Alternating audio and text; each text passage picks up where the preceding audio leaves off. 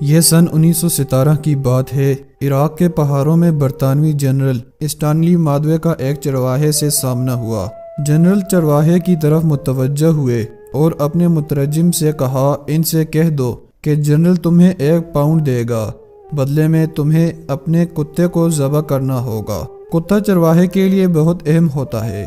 یہ اس کی بکریاں چراتا ہے، دور گئے ریور کو واپس لاتا ہے، درندوں کے حملوں سے ریور کی حفاظت کرتا ہے، لیکن پاؤنڈ کی مالیت تو آدھا ریور سے بھی زیادہ بنتی ہے۔ چرواہے نے یہ سوچا، اس کے چہرے پر لالچی مسکراہٹ پھیل گئی۔ اس نے کتا پکڑ لایا اور جنرل کے قدموں میں ذبح کر دیا۔ جنرل نے چرواہے سے کہا، اگر تم اس کی کھال بھی اتار دو، میں تمہیں 1 اور پاؤنڈ دینے کو تیار ہوں۔ چرواہے نے خوشی خوشی کتے کی کھال بھی اتار دی۔ جنرل نے کہا، میں مزید 1 اور پاؤنڈ دینے کے لیے تیار ہوں اگر تم اس کی بوٹیاں بھی بنا دو۔ چرواہے نے فوری یہ آفر بھی قبول کر لی۔ جنرل چرواہے کو 3 پاؤنڈ دے کر چلتا بنا۔ جنرل چند قدم آگے گئے تھے کہ اسے پیچھے سے چرواہے کی آواز سنائی دی۔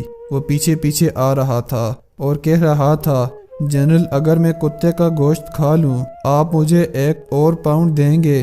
جنرل نے انکار میں سر ہلایا کہ میں صرف تمہاری نفسیات اور اوقات دیکھنا چاہتا تھا کہ تم نے صرف 3 پاؤنڈ کے لیے اپنے محافظ اور دوست کو ذبح کر دیا، اس کی کھال اتار دی، اس کے ٹکڑے کیے اور 4تھے پاؤنڈ کے لیے اسے کھانے کے لیے بھی تیار ہو، اور یہی چیز مجھے یہاں چاہیے۔ پھر جنرل نے اپنے ساتھیوں سے مخاطب ہوئے کہ اس قوم کے لوگوں کی سوچیں یہ ہیں، لہٰذا تمہیں ان سے خوف زدہ ہونے کی ضرورت نہیں۔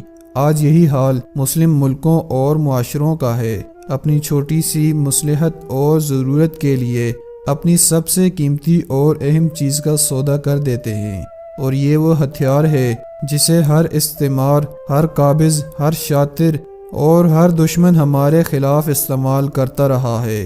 اس کے ذریعے اس نے حکومت کی ہے، اور اسی کے ذریعے آج ہمارے درمیان ہمارے ملکوں میں کتنے ہی ایسے چرواہے ہیں جو نہ صرف کتے کا گوشت کھانے کے لیے تیار ہیں بلکہ اپنے ہم وطن بھائیوں کا گوشت کھا رہے ہیں اور چند ٹکوں کے عوض اپنا وطن بیچ رہے ہیں۔